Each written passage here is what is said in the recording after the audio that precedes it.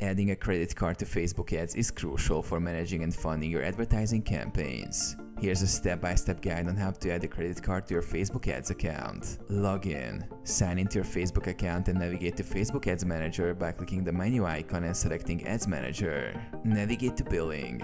In Ads Manager, click on the three horizontal lines in the top left corner. Select Billing from the drop-down menu.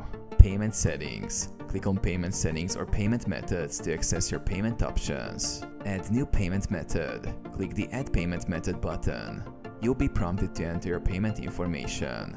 Enter credit card details. Input your credit card details including the card number, expiration date, CVV, and billing address. Ensure that the information matches your card issuer's records. Select Primary.